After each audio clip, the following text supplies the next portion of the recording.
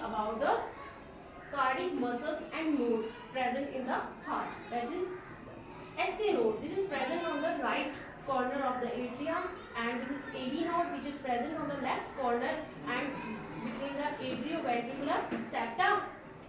Then this AV node runs in between the atrioventricular septum this way.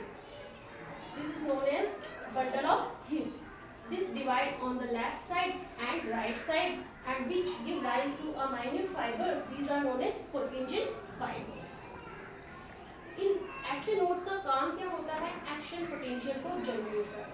ठीक है, जो action potential जब generate होगी तभी हमारा हार्ट है उनके उसके अंदर रिदमिक कॉन्ट्रैक्शन होगा और रिलैक्सेशन होगा. ठीक है, ये हम देखते हैं किस तरीके से होता है. सबसे पहले अपने हार्ट के चारों चैम्बर्स कैसे मानेंगे हम कि रिलैक्स कंडीशन में. रिलैक्स के लिए अपन वर्ड यूज करेंगे डायस्टोल और कॉन्ट्रैक्ट के लिए वर्ड यूज करेंगे सिस्टोल. क्या वर्ड यूज करेंगे बच्चों? सिस्टोल. जब स्टार्टिंग में अपने all the four chambers are relax, this is known as joint diastole. इसे क्या कहा जाता है? Joint diastole. इस टाइम ट्राइकस्पिड और बाइकस्पिड ये दोनों वॉल्स क्या हैं? ओपन है. अब ब्लड क्या होगा? फ्रीली एट्रियम से वेंट्रिकल्स की तरफ आएगा. यहाँ से भी एट्रियम से ब्लड कहाँ आएगा? वेंट्रिकल्स की तरफ आएगा. जब एक्शन पोटेंशियल जनरेट हो जाएगा ऐसे नोड पर, तो वैसे उसी के साथ एट्रियम के अंदर कॉन्ट्रैक्शन स्टार्ट होगा, और एट्रियम में जब कॉन्ट्रैक्शन स्टार्ट होगा तो ये और 30% और तेजी से ब्लड को वेंट्रिकल्स की तरफ खींचेगा.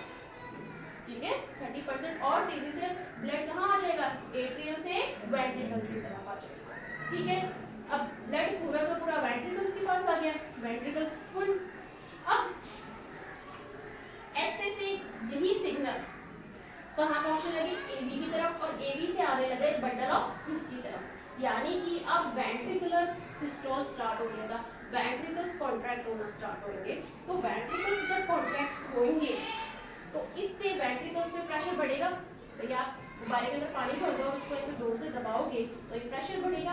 प्रेशर बढ़ने के कारण ट्राइकस्पिड और बाइकस्पिड वॉल्स हो जाएंगी बंद. दोनों वॉल्स क्या हो जाएंगी? बंद हो जाएंगी.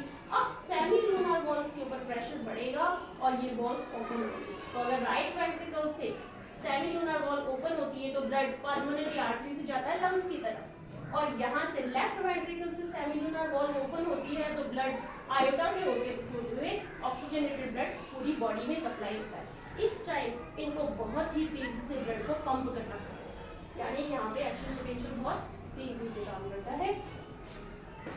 अब जब धीरे धीरे यहाँ से ब्लड फ्लो के तेजी से ब्लड फ्लो के चला गया तो ये वेंट्रिकल्स वापस से धीरे धीरे रिलैक्स हुए, और जब ये रिलैक्स होने लग जाएंगे, बैकवर्ड फ्लो ना हो ब्लड का, तो सेमीलूनर वॉल्स क्लोज हो.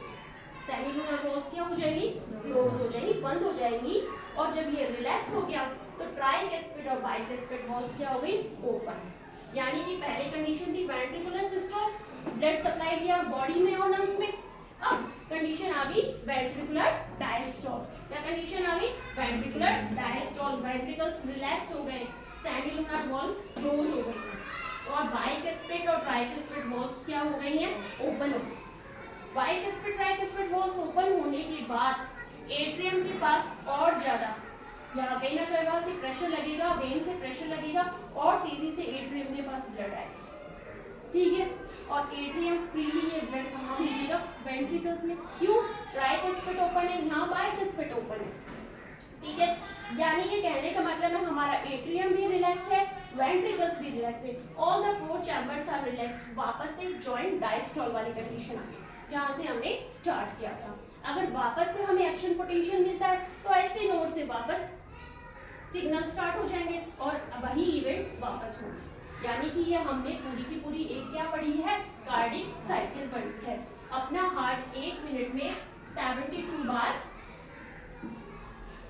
रिदमिक कॉन्ट्रैक्शन और रिलैक्सेशन करता है. ठीक है, तो एक इवेंट होने में, एक कार्डिक साइकिल होने में हमें टाइम लगता है 0.8 सेकेंड्स. कितना टाइम लगता है? 0.8 सेकेंड्स. और जबकि लेफ्ट वेंट्रिकल जब जोर से कॉन्ट्रैक्ट करता है तो ये जो यहाँ से ब्लड सप्लाई करता है वो कहलाती है स्ट्रोक वॉल्यूम. क्या कहलाती है बेटा? Stroke volume. और ये होती है 70 ml. ठीक है, एक बार में कितनी होती है 70 ml होती है। यानी कि अगर 1 मिनट में हार्ट 72 बार बीट्स कर रहा है तो ये कितना हो जाएगा 5000 अप्रॉक्स 5000 ml या 5 लीटर 5000 ml यानी 5 लीटर ब्लड 1 मिनट में पूरी बॉडी को हार्ट सप्लाई करता है। ठीक है, थैंक यू।